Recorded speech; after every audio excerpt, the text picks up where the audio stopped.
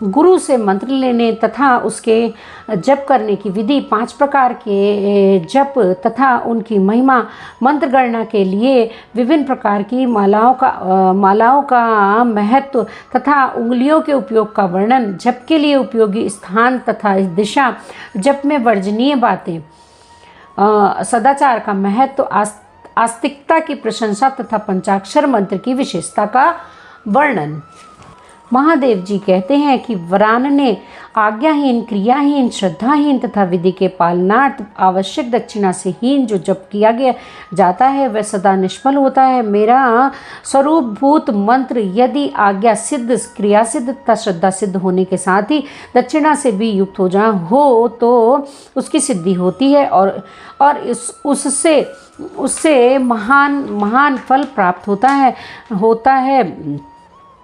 शिष्य को चाहिए कि वह पहले तत्ववेत्ता, आचार्य, जपशील, सद्गुण संपन्न, ध्यान योग परायण तथा ब्राह्मण गुरु की सेवा में उपस्थित हो, मन में शुद्ध भाव रखते हुए प्रयत्न पूर्वक उन्हें संतुष्ट करे। ब्राह्मण साधक अपने मन, वाणी, शरीर और धन से आचार्य का पूजन करे। वह वैभव हो तो गुरु को भक्तिभाव से हाथी, घोड़े, रत्न, क्षेत्र और ग्रह आदि अर्पित करे। जो अपने लिए सिद्धि चाहता हो वह मन के दान में प्रपड़ता न करे। तदंतर सत्सामग्रियों सहित अपने आप को गुरु की सेवा में अर्पित कर दे। इस प्रकार यथाशक्ति निश्चल भाव से गुरु की विधिवत पूजा करके गुरु से मंत्र एवं ज्ञान का उपदेश क्रमशः ग्रहण करें। इस तरह संतुष्ट हुए गुरु अपने पूजक शिष्य को जो 1 वर्ष तक उनकी सेवा में रह चुका है, गुरु की सेवा में उत्साह रखने वाला हो, अहंकार रहित हो और उपवास पूर्वक स्नान करके शुद्ध हो गया हो, पुनः विशेष शुद्धि के लिए पूर्ण कलश में रखे हुए पवित्र द्रव्य युक्त मंत्र शुद्ध जल से नहलाकर चंदन, पुष्पमाला, वस्त्र और आभूषणों द्वारा अलंकृत करके उसे सुंदर वेशभूषा से विभूषित करे। तत्पश्चात शिष्य से ब्राह्मणों द्वारा पुण्याहवाचन और ब्राह्मणों की पूजा करवाकर समुद्र तट पर, नदी के किनारे, गौशाला में, देवालय में, किसी भी पवित्र स्थान में अथवा घर में सिद्धिदायक काल आने पर, शुभ तिथि, शुभ नक्षत्र तथा सर्व दोष रहित शुभ योग में गुरु अपने उस शिष्य को अनुग्रह पूर्वक विधि के अनुसार मेरा ज्ञान दे। एकांत स्थान में अत्यंत प्रसन्नचित्त हो उच्च स्वर से हम दोनों के उस उत्तम मंत्र का शिष्य से भली भांति उच्चारण कराएं। शिष्य को इस प्रकार आशीर्वाद दें, तुम्हारा कल्याण हो, मंगल हो, शोभन हो, प्रिय हो। इस तरह गुरु शिष्य को मंत्र और आज्ञा प्रदान करे। इस प्रकार गुरु से मंत्र और आज्ञा पाकर शिष्य एकाग्रचित्त हो संकल्प करके पुरस्चरण पूर्वक प्रतिदिन उस मंत्र का जप करता रहे। वह जब तक जिए तब तक अनन्य भाव से तत्परता पूर्वक नित्य 1008 मंत्रों का जप किया करें।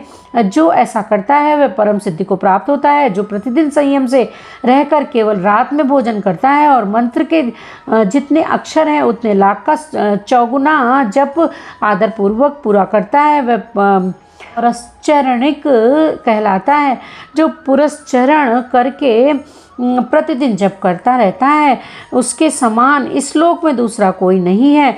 वह सिद्धिदायक सिद्ध हो जाता है। साधक को चाहिए कि वह शुद्ध देश में स्नान करके सुंदर आसन बांधकर अपने हृदय में तुम्हारे साथ मुझ शिव का और अपने गुरु का चिंतन करते हुए उत्तर या पूर्व की ओर मुँह किए मौन भाव से बैठे चित्त को एकाग्र करके करे।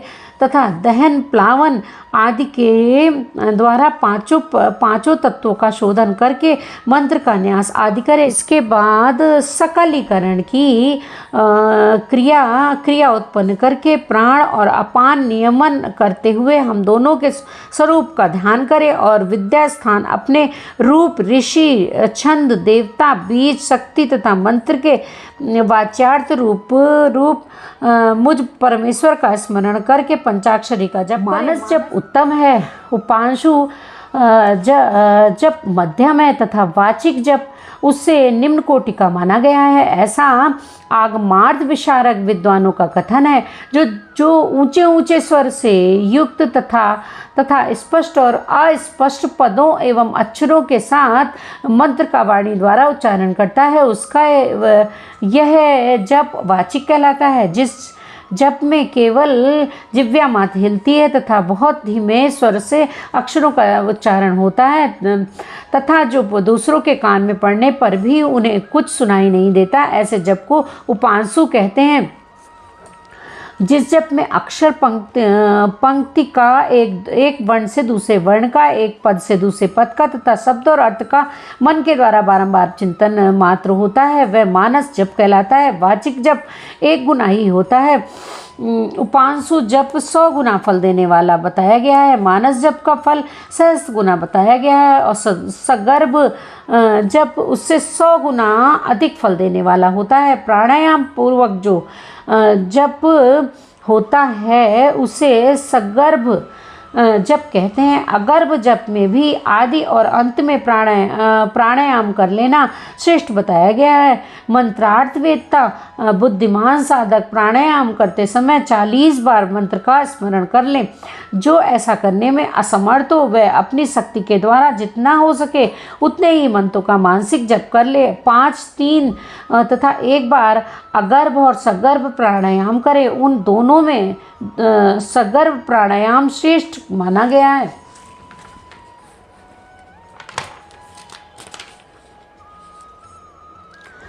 सगर्भ की अपेक्षा भी ध्यान रहित जप सहस्त्र गुना फल देने वाला कहा जाता है। इन पांच प्रकार के जपों में कोई एक जप अपनी शक्ति के अनुसार करना चाहिए। उंगली से जप की गणना करना 1 गुना बताया गया है। रेखा से गणना करना 8 गुना उत्तम समझा गया है।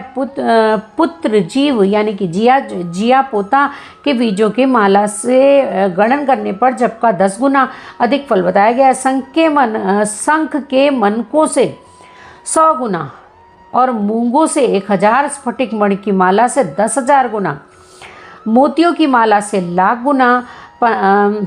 गुना, पंचाक्ष से 10 लाख गुना और सुवर्ण के बने हुए मनकों से गणना करने पर कोटि गुना अधिक फल बताया गया है। कुश की गांठ से तथा रुद्राक्ष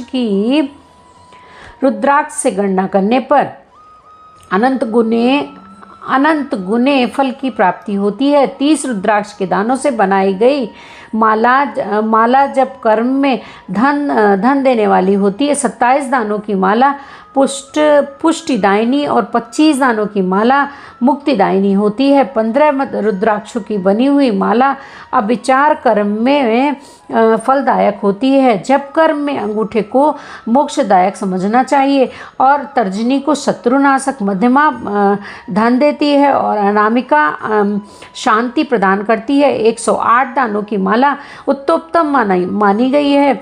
100 दानों की माला उत्तम और 50 दानों की माला मध्यम होती है। 54 दानों की माला मनोहारिणी एवं श्रेष्ठ कही गई है। इस तरह की माला से जप करें, वह जब किसी को दिखाए नहीं।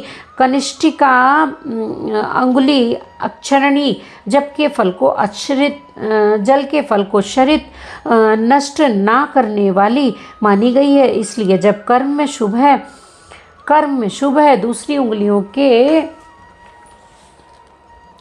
साथ अंगुष्ठ द्वारा जप करना चाहिए, क्योंकि अंगुष्ठ के बिना किया हुआ जप निष्फल हो जाता है। घर में किए हुए जप को समान या और 1 गुना समझना चाहिए। गौशाला में उसका फल 100 गुना बन जाता है। पवित्र वन एवं उद्यान में किए हुए जप का फल सहस्त्र गुना बताया गया है। पवित्र पर्वत पर इस 1000 गुना और पवित्र नदी के तट पर लाख गुना, देवालय में कोटि गुना और मेरे निकट किए हुए जप को अनंत गुना कहा गया है। सूर्य, अग्नि, गुरु, चंद्रमा, दीपक, जल, ब्राह्मण और गौओं के समीप किया हुआ जप श्रेष्ठ होता है। पूर्वाभिमुख किया हुआ जप वशीकरण में और दक्षिणाभिमुख मुख जप अभिचार कर्म में सफलता प्रदान करता है। पश्चिमाभिमुख जप को धनदायक जानना चाहिए और उत्तराभिमुख जप शांतिदायक होता है। सूर्य, अग्नि, ब्राह्मण, देवता तथा अन्य श्रेष्ठ पुरुषों के समीप उनकी ओर पीठ करके जप नहीं करना चाहिए। सिर पर पगड़ी रखकर, कुर्ता पहनकर, नंगा होकर, बाल खोलकर, गले में कपड़ा लपेटकर, अशुद्ध हाथ लेकर, संपूर्ण शरीर से अशुद्ध रहकर तथा विलाप पूर्वक कभी जप नहीं करना चाहिए। जप करते समय क्रोध, मद, चीखना, थूकना, जम्हाई लेना तथा कुत्तों और नीच पुरुषों की ओर देखना वर्जित है। यदि कभी वैसा संभव हो जाए तो आचमन करें तथा दूसरे तुम्हारे साथ मेरा पार्वती सहित शिव का स्मरण करें। यह ग्रह नक्षत्रों का दर्शन करें अथवा प्राणायाम कर लें। बिना आसन के बैठकर, सोकर, चलते चलते तथा खड़े होकर जप ना करें। गली में या सड़क पर अपवित्र स्थान में तथा अंधेरे में भी जप ना करें। दोनों पांव फैलाकर कुक्कुट आसन में बैठकर सवारी या खाट पर चढ़कर तथा चिंता से व्याकुल होकर जप ना करें। यदि शक्ति हो तो उन सब नियमों का पालन करते हुए जप करें और अशक्त पुरुष यथाशक्ति जप करें। इस विषय में बहुत कहने से क्या लाभ। संक्षेप से मेरी ये बात सुनो। सदाचारी मनुष्य शुद्ध भाव से जप और ध्यान करके कल्याण का भागी होता है। आचार परम धर्म है। आचार उत्तम धन है। आचार श्रेष्ठ विद्या है और आचार ही परम गति है। आचारहीन पुरुष संसार में निंदित होता है और परलोक में भी सुख नहीं पाता। इसलिए सबको आचारवान होना चाहिए। वेदज्ञ विद्वानों ने वेद शास्त्र के कथनानुसार जिस वर्ण के लिए जो कर्म विहित बताया है उस वर्ण के पुरुष को उसी कर्म का सम्यक आचरण करना चाहिए। वही उसका सदाचार है, दूसरा नहीं। सत्पुरुषों ने उसका आचरण किया है, इसलिए वह सदाचार कहलाता है। उस सदाचार का भी मूल कारण आस्तिकता है। यदि मनुष्य आस्तिक हो तो प्रमाद आदि के कारण सदाचार से कभी भ्रष्ट हो जाने पर भी दूषित नहीं होता। अतः सदा आस्तिकता आश्रय लेना चाहिए। जैसे इहलोक में सत्कर्म करने से सुख और दुष्कर्म करने से दुख होता है, उसी प्रकार परलोक में भी इस विश्वास को आस्तिकता कहते हैं। सदाचार से हीन, पतित और अंत्यज का उद्धार करने के लिए कलयुग में पंचाक्षर अक्षर से बढ़कर दूसरा कोई उपाय नहीं है। चलते फिरते, खड़े होते तथा स्वेच्छानुसार कर्म करते हुए अपवित्र या पवित्र पुरुष के जप करने पर भी यह मंत्र निष्फल हो जाता है। अंत्यज, मूर्ख, मूढ़, पतित, मर्यादा रहित और नीच के लिए भी यह मंत्र निष्फल नहीं होता। किसी भी अवस्था में पड़ा हुआ मनुष्य भी यदि मुझ में उत्तम भक्ति भाव रखता है और उसके लिए यह मंत्र निसंदेह सिद्धि होगा ही, किंतु दूसरे किसी के लिए यह सिद्ध नहीं हो सकता। प्रिय, इस मंत्र के लिए लग्न, तिथि, नक्षत्र, वार और योग आदि का अधिक विचार अपेक्षित नहीं है। यह मंत्र कभी सुप्त नहीं होता, सदा जागृत ही रहता है। यह महामंत्र कभी किसी का शत्रु नहीं होता। यह सदा सुसिद्ध, सिद्ध अथवा साध्य ही रहे। सिद्ध गुरु के उपदेश से प्राप्त हुआ मंत्र सुसिद्धि कहलाता है। असिद्ध गुरु का भी दिया हुआ मंत्र सिद्ध कहा गया है, जो केवल परंपरा से प्राप्त हुआ है, किसी गुरु के उपदेश से नहीं मिला है। यह मंत्र साध्य होता है। जो मुझ में, मंत्र में और गुरु में अतिशय श्रद्धा रखने वाला है, उसको मिला हुआ मंत्र किसी गुरु के द्वारा साधित हो या असाधित सिद्ध होकर ही रहता है, इसमें असंशय नहीं है। इसीलिए अधिकार की दृष्टि से विघ्न युक्त होने पर भी दूसरे मंत्र को त्याग कर विद्वान पुरुष साक्षात परमा विद्या पंचाक्षरी का आश्रय ले। दूसरे मंत्रों के सिद्ध हो जाने से ही यह मंत्र सिद्ध नहीं होता, परंतु इस महामंत्र के सिद्ध होने पर वे दूसरे मंत्र अवश्य सिद्ध हो जाते हैं। महेश्वरी में वैसे अन्य देवताओं के प्राप्त होने पर भी मैं नहीं प्राप्त होता, परंतु मेरे प्राप्त होने पर वे सब देवता प्राप्त हो जाते हैं। यही न्याय इन सब मंत्रों के लिए भी है।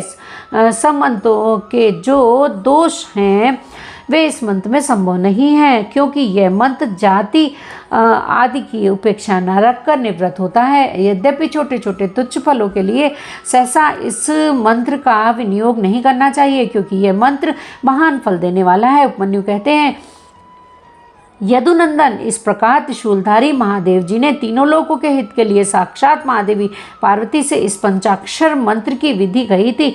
जो एकाग्रचित होकर भक्ति भाव से संयोग को सुनता है या सुनाता है, वह सब पापों से मुक्त हो परम गति को प्राप्त होता है। बोलिए शंकर भगवान की जय। बोलिए वायवी संहिता में अध्याय 14 संपूर्ण हुआ। हर हर महादेव।